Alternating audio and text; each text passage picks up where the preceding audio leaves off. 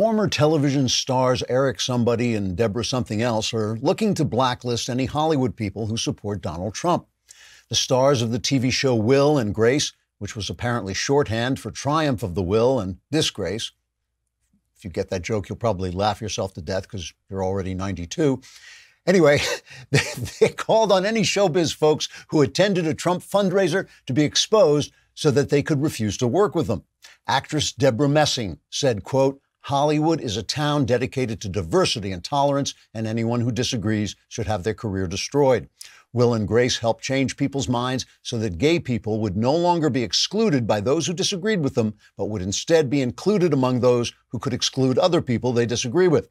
After all, when I support a candidate, I'm not afraid to go public and thus get more parts and media attention and awards. Why should Trump supporters be afraid to go public and be utterly crushed and vilified and harassed?" Unquote. Eric McCormick, who played Will on the show, said, quote, "I am so tolerant, I agreed to play a gay man on Will and Grace, even though I am not at all gay, and am in fact very masculine with a deep physical desire for women. But all the same, I made the decision to play a homosexual because that's just how open-minded I am as a supporter of gays, even though I'm far, far straighter than most men and totally pretended to be a gay person because I'm so tolerant and also needed the job," unquote. Deborah Messing herself has experience with leftist intolerance. She recently celebrated International Women's Day by baking cupcakes that were shaped like vaginas. This is a true story. She was vilified by social justice warriors for promoting the bizarre idea that women are people with vaginas.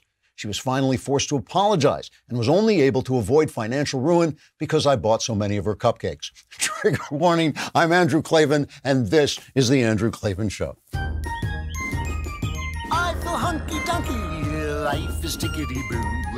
Birds are winging, also singing hunky-dunky-doo. Ship-shaped, ipsy-topsy, the world is zippity-zing. It's a wonderful day, hurrah, hooray! It makes me want to sing. Oh, hurrah, hooray! Oh, hooray, hurrah! You know, one of the great advantages narrative has over truth is simplicity. There may have been a million causes of World War I, but if you can tell a story in which the war was all the fault of nationalism, you can begin the project of convincing Europeans to get rid of their patriotism and their sovereignty, because it's simple. The climate is a system far too complicated to accurately predict, but if you can convince people that bad weather is the fault of humanity, you might panic them into replacing their free enterprise system with top-down control. Again, it's just so simple. Clearly, there are a lot of reasons why young men commit mass murders, but if you focus on the guns, you might be able to disarm the populace.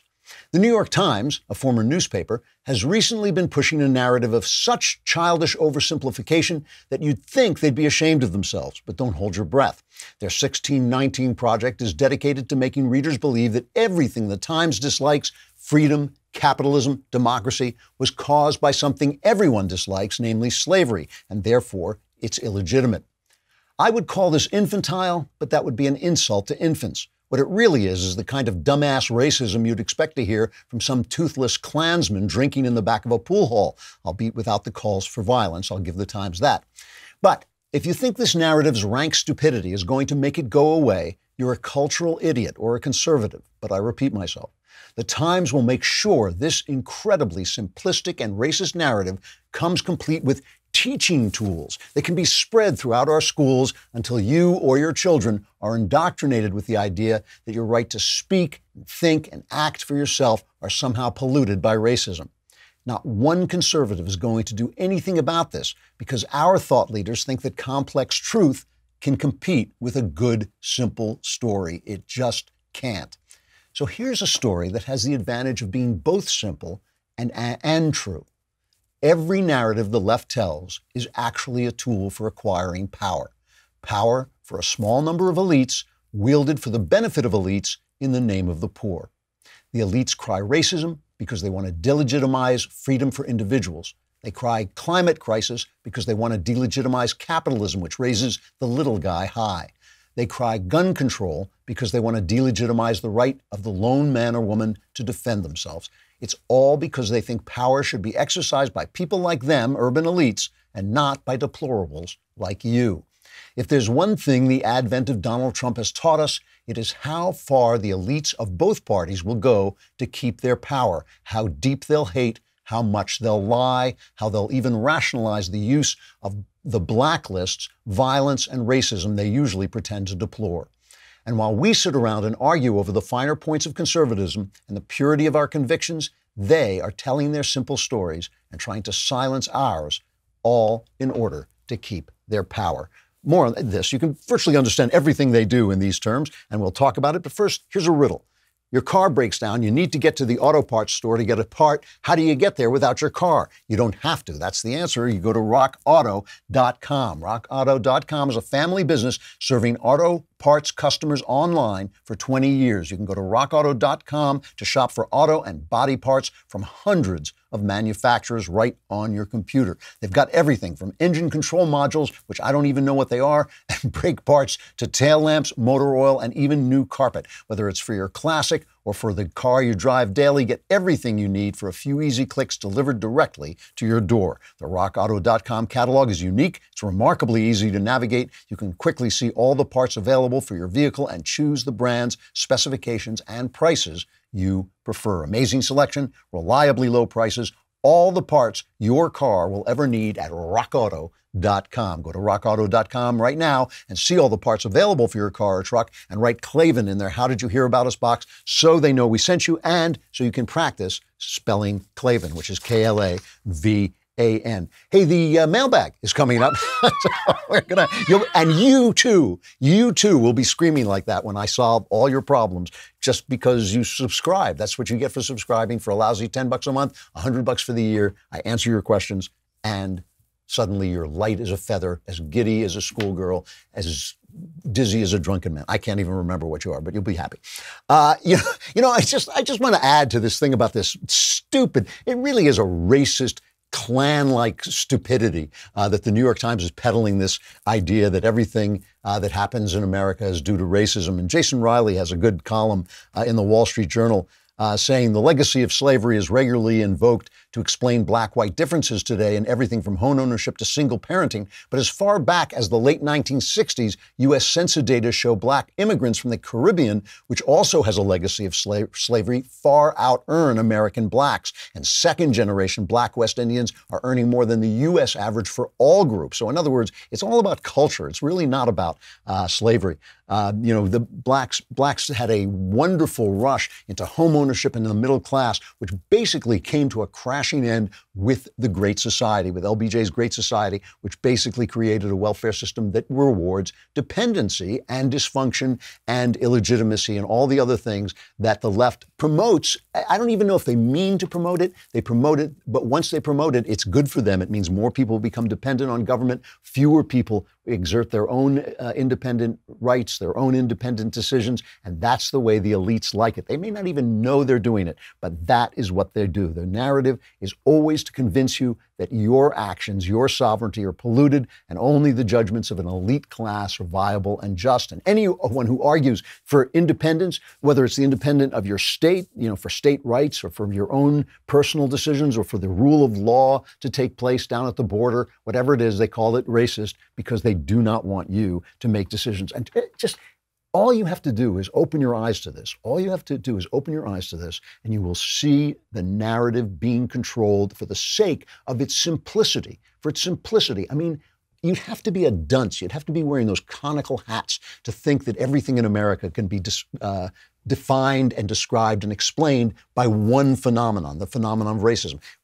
or slavery. I mean, obviously, slavery is part of our history and a big deal. It causes, fed into the causes of the Civil War. It's a big deal, but that it causes all these things that were entrenched in British culture for centuries. Absurd, just absurd. And remember, slavery was a universal fact. Everyone had slavery. We're the people who said, you know what, this is not fitting. It's not in keeping with our values. That's why it came to an end. I mean, slavery was a universal evil.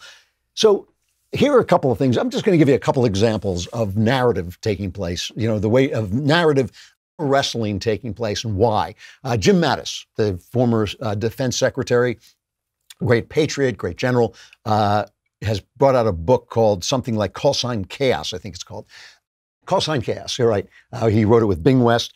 And he's been talking about, and he's been saying this for a long time, that the problem in our country is this division and this hatred between left and right, and people are not listening to each other. People are not treating each other with respect. And he talks about this and talks about this. And all the left, every single reporter, just wants to talk about how much he hates Donald Trump, which he refuses to talk about. So let's just look at Mattis, what his message is. His first, the first one about divisiveness, cut number 4. I would agree that divisiveness inside this country is probably the biggest threat, the lack of respect, the lack of listening to one another and accepting that even people who disagree with us may be right once in a while. Do you think this president can heal that divisiveness? Well, I think that this is not about one person or one administration. This goes back a while, and it's time for at least the majority of us to roll up our sleeves and get to work on what's printed on the coin that every one of us has in our pocket, e pluribus unum, out of many, one. There are many areas where I think we have agreement. We're no longer talking about those. And we need to talk about common ground as much as we need to talk about where we disagree. Now, I could play half a dozen clips of the press pounding him, begging him to attack Donald Trump. Attack Donald Trump. Now, I remember Mattis quit when Trump wanted to pull out of Syria, and Mattis said, this is not a good idea. I don't want to do this. And he's made comments that made it clear that he and Donald Trump, as he himself says, they're both big, outspoken characters. They were outspoken with one another. He hasn't shown any disrespect to the president. He's said he's not going to criticize. He's repeatedly said, I am not going to criticize a sitting president. He's the president of all people. But clearly they had differences. He quit. Here's just one clip of Mika on Morning Joe demanding that Mattis say what she believes and attack Donald Trump. I mean, this is the press. This is the press doing.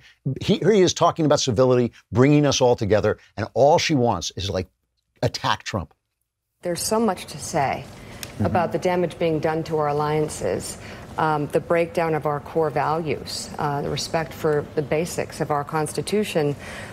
At what point, when is it time to stand up and speak to what is happening? And you may call it the cheap seats, but you have a lot more insight and credibility than anybody who's ever been at this table. And at what point is it important to say something or become part of the problem because we know what is happening, we see what is happening, and yet nobody speaks to it with the insight that perhaps someone you would have, like you. Well, I don't know how I could have spoken more loudly to where I stand than what I put in my letter of resignation and quitting a job when I had not completed it 2 years in. I think, too, this goes back several administrations. This didn't start overnight. This isn't about one man. And the solution's not going to be about one person speaking out. It's going to be about the majority of Americans saying that's enough. We owe better to the next generation. It really is amazing. I mean, like I said, I could play a dozen clips. Christian Amanpour, journalist, did this to him, played all these clips of Donald Trump, including this clip of Donald Trump saying there are good people on both sides, which is a clip taken out of context to prove that Trump is racist when he's obviously not saying a racist thing. Here's a segment from the book from Call Sign Chaos.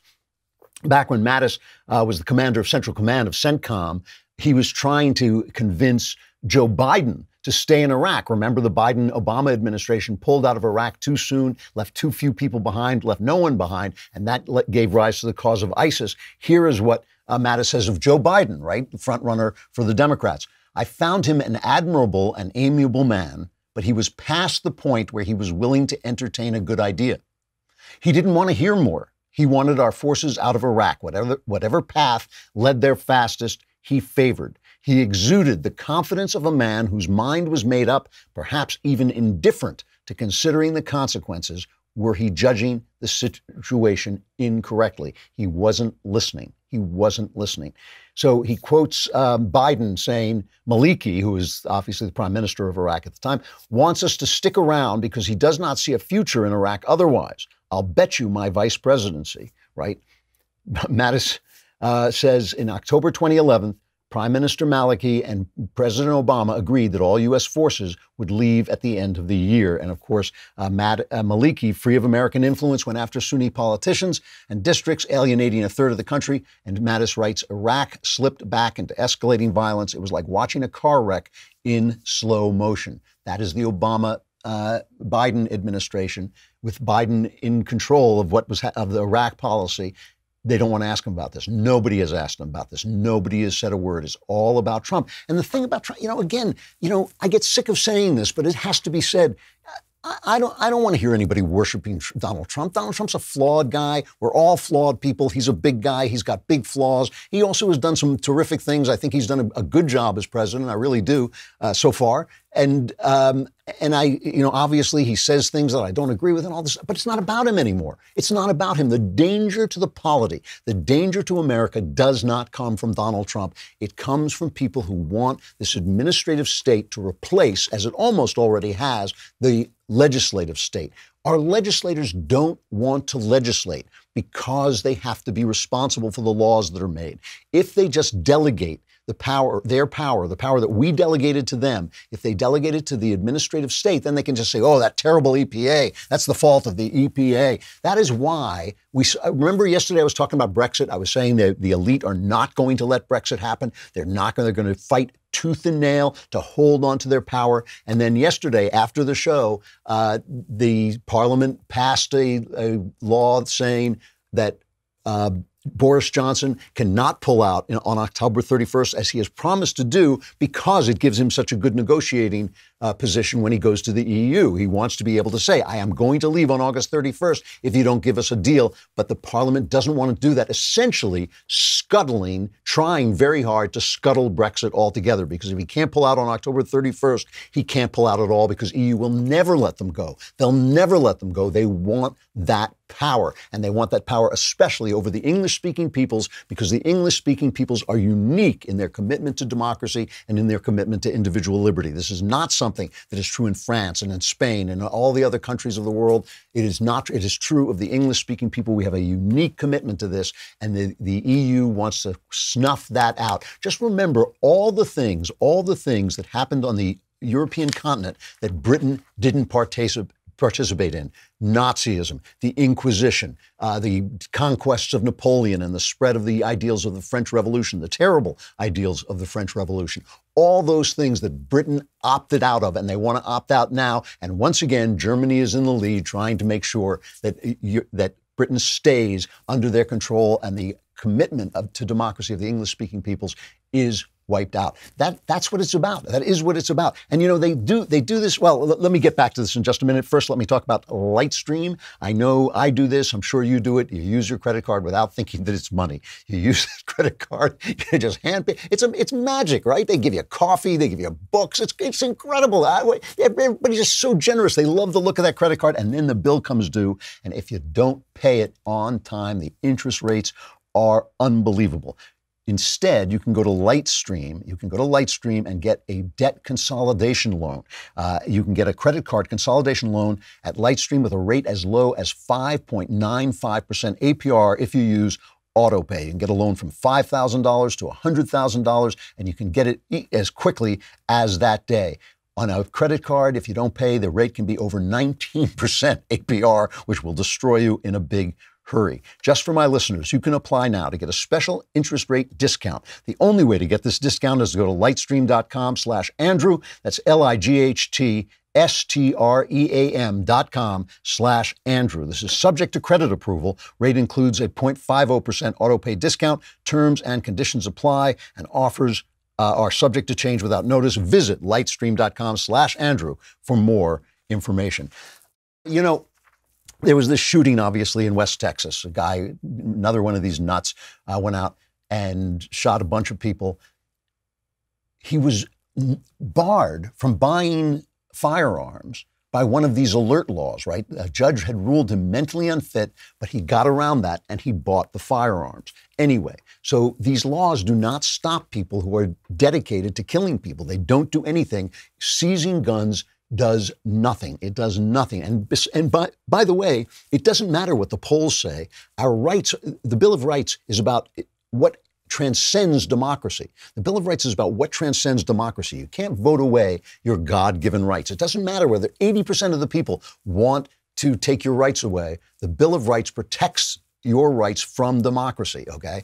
That is what it's there for. Now, it won't stand. You can't build a wall of paper against the will of the people. If the will of the people is to destroy our system of government, they will destroy it whether there's a constitution or not. But that's what it's there for. And if our press were educated, if our press weren't all one-sided, they would not be quoting polls about guns. But listen to Joe Biden, dopey Joe Biden. Listen to him take this gun situation and this horrible storm that has hit the Bahamas and may hit Florida, Dorian. It has virtually wiped out part of the Bahamas. It's absolutely tragic to see the pictures of what's taken place. But listen to him just distill it into a narrative. Why? Power. Listen to Joe Biden do what the left does. Look, it's about time the president got out of this state of denial on two really critical things. And they both came to a head this weekend. One is climate change. It is an existential threat. This guy can no longer deny the science. I mean, if we could if there were a parliamentary system, we'd call for elections tomorrow, not because we're in good or bad shape, but because we can't wait another 18 months for something to happen in terms of climate. What's he need? Does he need, Gabriel to come down and say, hey, this is a real problem? I mean, it's gigantic what's happening. The largest storm in the Atlantic, anyway. And the second one is on dealing with firearms. It is irrational, with all due respect to the governor of Texas, irrational what they're doing. On the very day you see a mass shooting, I guess the numbers now, I was on a plane the last 2.5 hours, I think up to 5 killed. And we're talking about loosening access to have guns, be able to take them into places of worship, store them in school. I mean, it's just absolutely irrational. It's totally irrational. And it's all about special interest. And it has to stop. It has to stop. The idea that we don't have elimination of assault-type weapons, magazines that can hold multiple bullets in them, is absolutely mindless. So he's selling irrational magazines. He wants to ban magazines that have multiple bullets in them. That's what a magazine is. A magazine is something that holds multiple bullets. He's pleading for irrationality. 7 people were killed in Chicago the same weekend. 7 people were shot in Chicago the same weekend. A problem that could be solved by allowing police to go back to the kind of policing they were doing, the stop and search policing, the CompStat statistic-based policing, the no tolerance, zero tolerance policing that they were doing before. They could lower the gun deaths like that. I mean, this is a point that Heather McDonald has been making for a long, long time. They could lower gun killings like that, but they don't do it because that's not what they're talking about. They're talking about power. If you don't have guns, if the populace doesn't have guns, the government can do whatever they want without fear. And people keep saying, well, you couldn't fight the government with guns. Afghanistan, they do it in Afghanistan. You can fight the government with the guns that you get. And that's why these assault weapons, what they call assault weapons, that's why these powerful weapons are important. People should be allowed to defend themselves. They should have that capacity, even though, God forbid, they should ever have to use it. God forbid our government should get so oppressive they have to use it. But just in case, it makes the government think twice. And as for the climate change, this stuff is getting absurd. There's this girl, I'm not going to play this.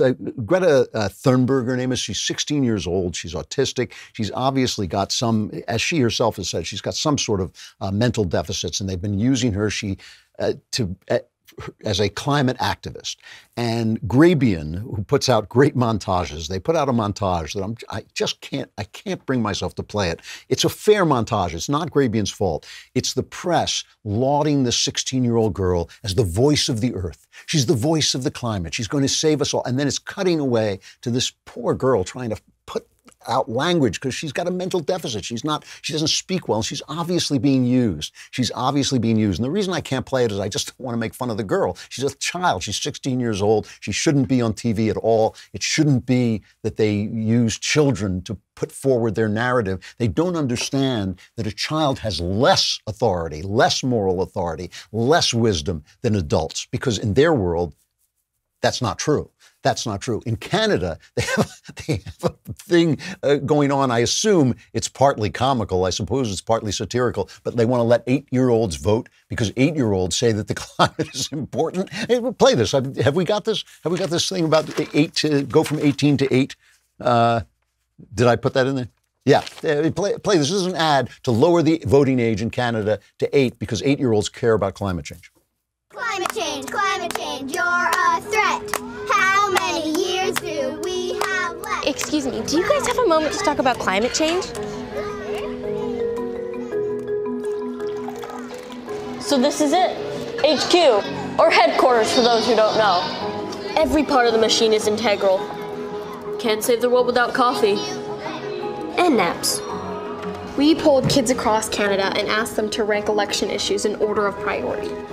74% ranked climate change as the issue most important to them. Climate scientists are now saying we only have 12 years left to act if we want to avoid catastrophic damage. Downtown. That's why we're lobbying the federal government to lower the voting age from 18 to 8. Let the kids vote! Let the kids vote! Let the kids vote! Let the kids vote! Unbelievable. Unbelievable. They don't understand that this is an argument against climate change. If 8-year-olds think this is the most important problem we're facing, probably we should ask adults, because only 1%, I believe it is, of adults think this is the most important problem we're facing, because adults are smarter than children. They've seen more. They're wiser. They know a lot more. But this is, this is the narrative. They will do anything to push the narrative, and they will silence anybody to push the narrative. I opened this up by talking about Deborah Messing and Eric McCormick, the stars of Will and Grace. And Will and Grace is, people say, oh, yes, this really did change ideas about gay people and make people more tolerant to gay people. Maybe that's true. I don't know. It can't be proved, obviously. But they come out and they say there's a fundraiser for Donald Trump in Beverly Hills. And Eric McCormick and Deborah Messing came out and said to the Hollywood Reporter, which reported on it, said, we want to know the names of people there so we know who we don't want to work with. They're essentially, it's a blacklist. And they say it's not a blacklist. Eric McCormick put out a thing saying, I want to be clear about my social media post, which has been misinterpreted in a very upsetting way. I absolutely do not support blacklists or discrimination of any kind. As anyone who knows me would attest, I'd simply like to understand where Trump's major donations are coming from. That's not what he said. That's not what either of them said. They said, we want to not work with these people, as if Hollywood needs more leftists and fewer right-wingers. Whoopi Goldberg, of all people, on The View, really went off on him about this, and she was absolutely right.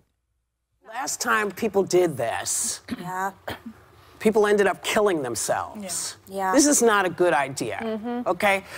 Listen, your idea of who you don't want to work with is your personal business. Do not encourage people to print out lists, because the next list that comes out, your name will be on, and then people will be coming after you. No one.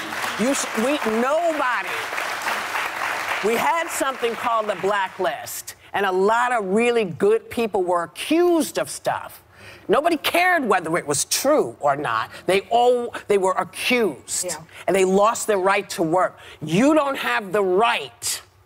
In this country, people can vote for who they want to. That is one of the great rights of this country. You don't have to like it, but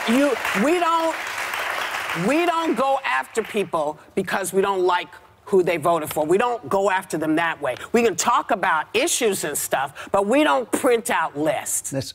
It's amazing to hear her say this, to come to, to see somebody in Hollywood come to her senses about this, because there is a blacklist. I know there's a blacklist in Hollywood. It doesn't work like a list. It's not like in the old days with the communists. It's more that, like, somewhere along the line, to sell something in Hollywood, it's 1,000,000 to 1 chance. Every time you do it, you have broken the odds, you have beaten the odds. And so many people have to sign off on it that you only have to hit one who is intolerant, like McCormick and Messing, to have that project fall apart. So there's essentially a tacit blacklist in Hollywood. But this is taking it one more step, and it's acknowledging and making more than tacit. I have to just one more story, because this is all about controlling the narrative to get power. There's a purpose to doing it. There's a purpose of doing it to get power. It doesn't take a conspiracy. They only have to think they're right. They only have to be surrounded by people who agree with them to believe that the fantasy is true.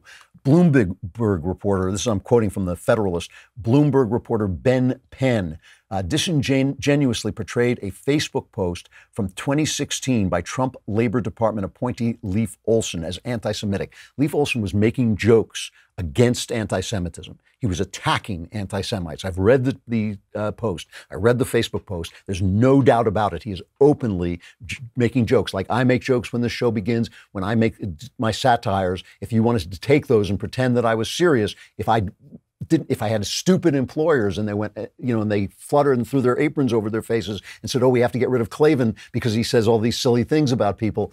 That's what happened to this guy. This guy was fired from the Labor Department. He was forced to resign from the Labor Department because Ben Penn of Bloomberg distorted and dishonestly what he said. And Bloomberg, to their shame, is defending this story. It is openly, obviously untrue. And why the Labor Department didn't stand up. See, this is the problem. It's not these leftist hacks doing this to people. It's the employers who don't stand up and say, hey, you know what?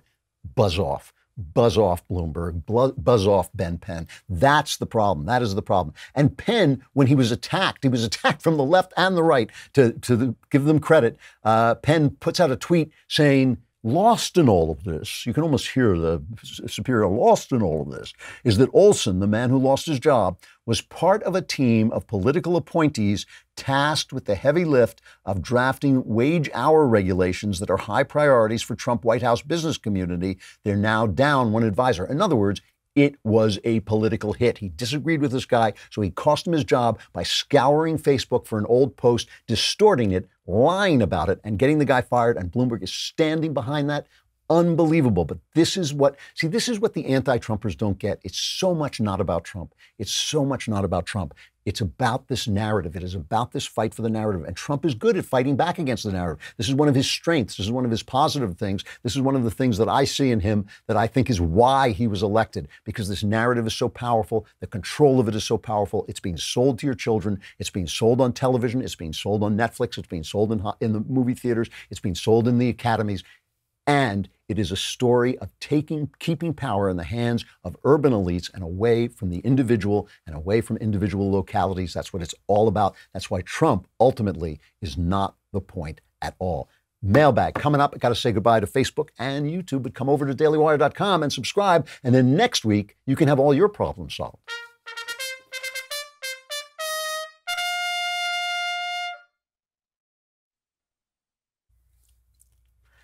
Mailbag. When she finally screams about the actual mailbag, it's always so satisfying. From Jay, hello, Mr. Klavan. Let me begin by saying that I appreciate all the content of the Daily Wire. I've been told that I'm having a bit of a midlife crisis. I've been a single mom for 15 of my son's 17 years, and several years back, I lost the option for having any more of my own children.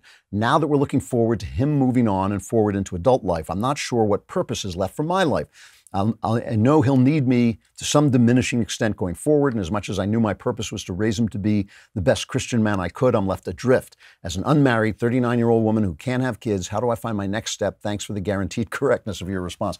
Well, first of all, Jay, let me say this.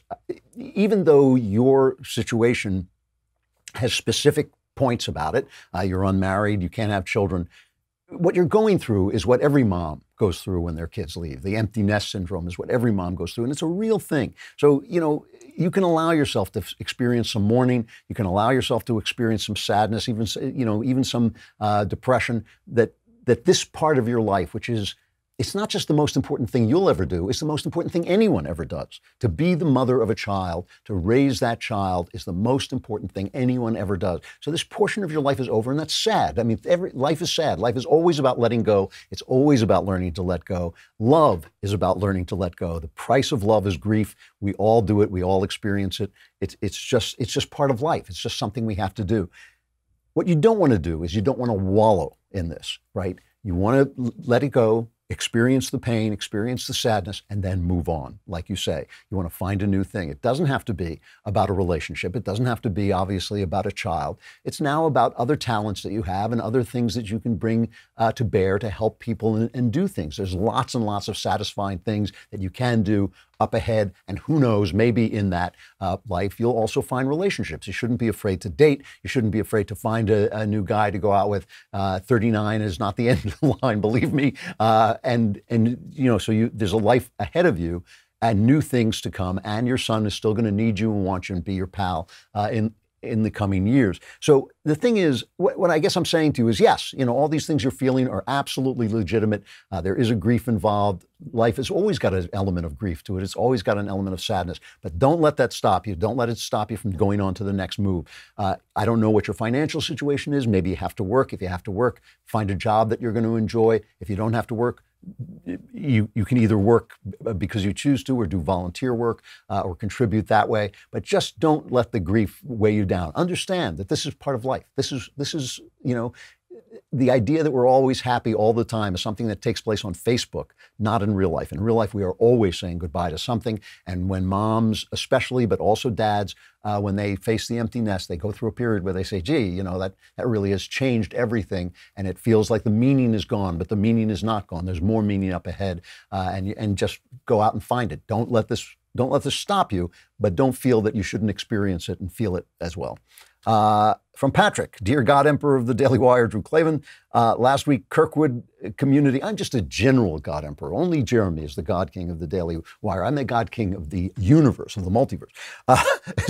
Not that God King, a God King. Last week, Kirkwood Community College fired an English professor for openly supporting Antifa. Reason magazine covered the story in an article on Monday, but treated it as a violation of the professor's freedom of speech, despite him calling for violence on his social media pages. Do you think professors should be allowed to openly support terrorist organizations like Antifa? I myself had a professor that taught an Israeli-Palestine course who, it turned out, had praised PLO terrorists. So while I'm a free speech advocate and want terrible ideas out in the open, I also don't think praising terrorist groups, especially while being an educator, should be considered free speech. What are your thoughts? Well, first of all, I think the bigger problem, the larger problem, is that there should be, to steal a word from the left, there should be diverse speech. I think if you're in a college where everybody supports the PLO, instead of some people who support Israel and people having different ideas, that's a much worse problem. I would much rather have people's free speech unimpeded as long as it's diverse speech. Really what's happening is people are being silenced before they ever get to the university by hiring groups that will not hire right-wing speakers or let right-wing speakers come to speak. And they won't hire right-wing teachers and let them teach. Beyond this, why you should know a professor's personal opinions, I have no idea. Why professors are teaching their opinions instead of teaching their subject is something that I can't understand. If you are teaching, for instance, the modern history of the Middle East, you can teach it from both sides. There's nothing to stop you from teaching both the point of view of the Palestinians and the point of view of the Israelis. I don't even care if you say, I happen to be more sympathetic to the Palestinians, as long as you can put forward the ideas from both sides. The problem that we have is the idea of a meta profession has collapsed. Professors are in a meta profession. They should be teaching things above and beyond their own personal beliefs. I don't have a problem with people supporting groups that I disapprove of, including Antifa, which is a fascist organization, including the PLO, also a fascist organization.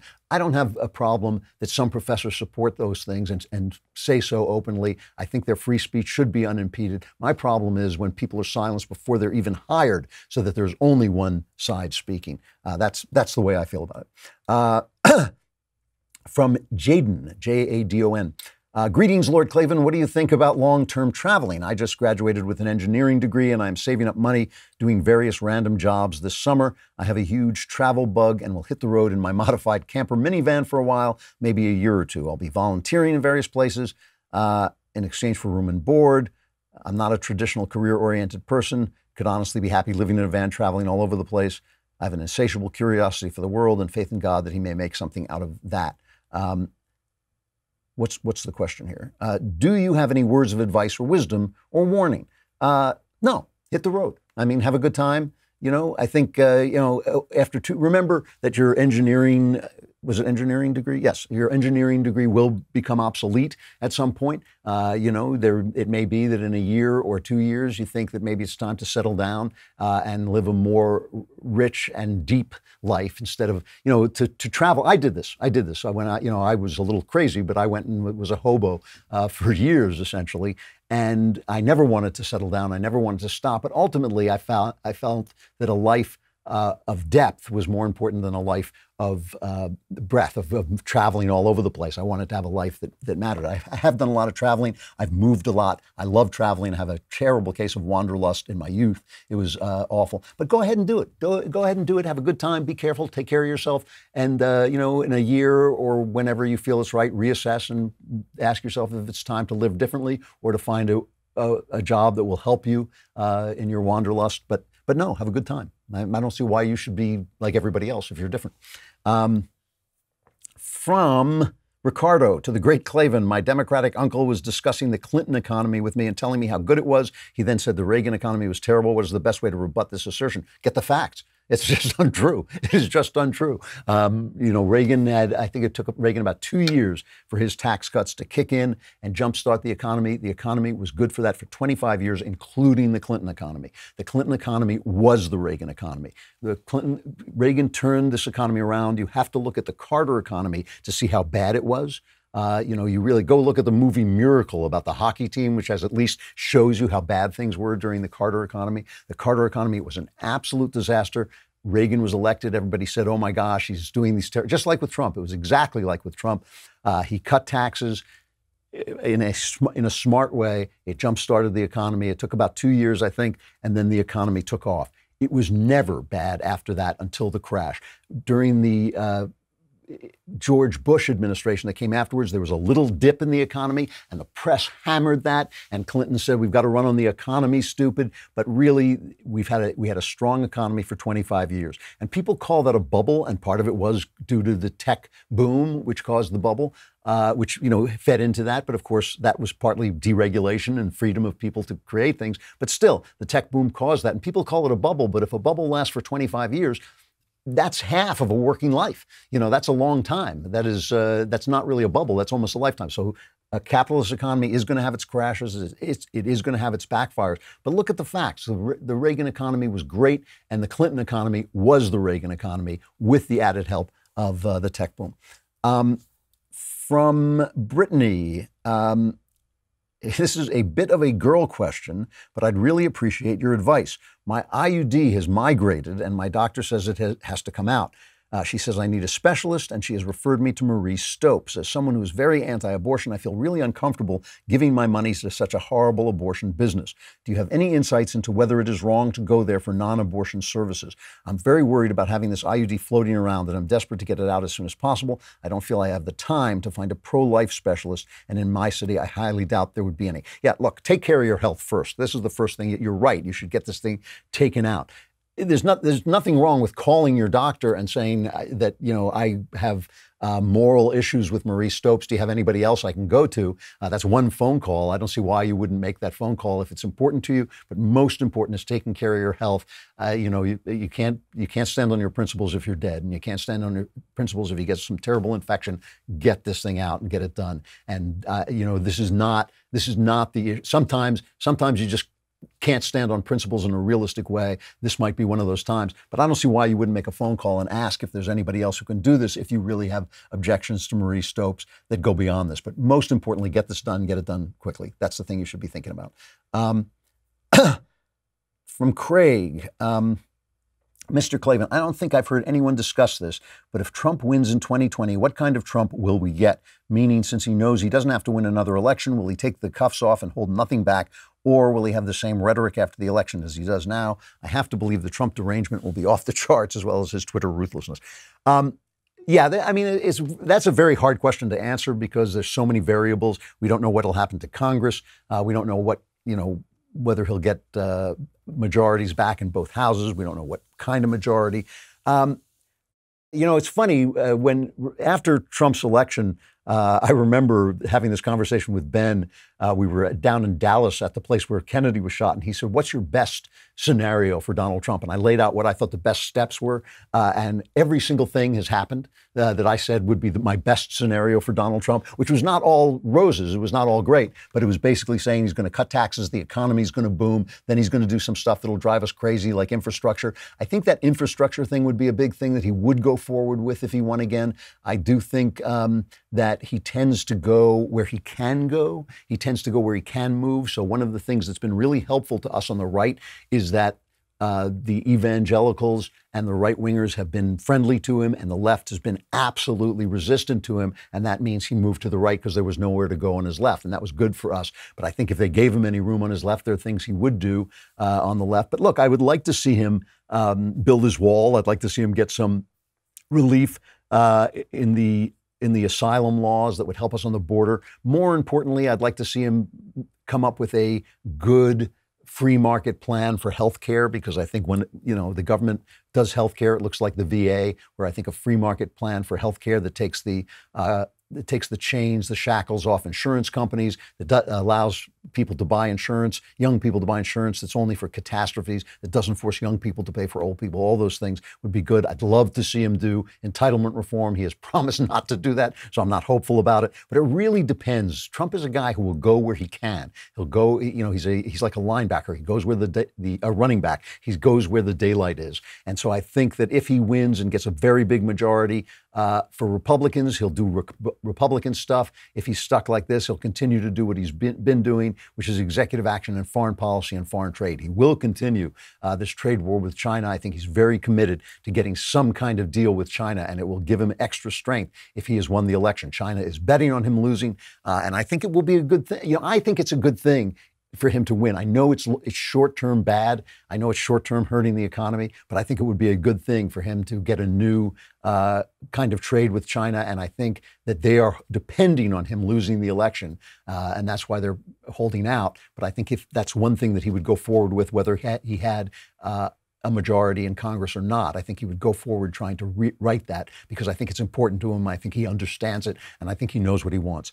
Very hard to say. It's a very hard question to answer because there are just too many variables. I have to stop there, but we will do this again next week. And are we doing a backstage tonight?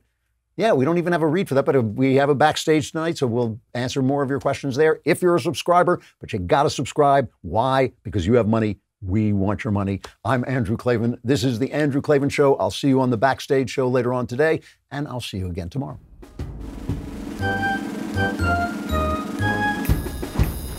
Oh, hooray, hurrah. The Andrew Klavan Show is produced by Austin Stevens and directed by Mike Joyner. Executive producer, Jeremy Boring. Senior producer, Jonathan Hay. And our supervising producers are Mathis Glover and Robert Sterling. Edited by Adam Sayevitz. Audio is mixed by Mike Cormina. Hair and makeup is by Jesua Alvera. Animations are by Cynthia Angulo. And our production assistant is Nick Sheehan. The Andrew Klavan Show is a Daily Wire production. Copyright Daily Wire 2019. If you prefer facts over feelings, if you aren't offended by the brutal truth, if you can still laugh at the nuttiness filling our national news cycle, well, tune on in to The Ben Shapiro Show, where you'll get a whole lot of that and much more. We'll see you there.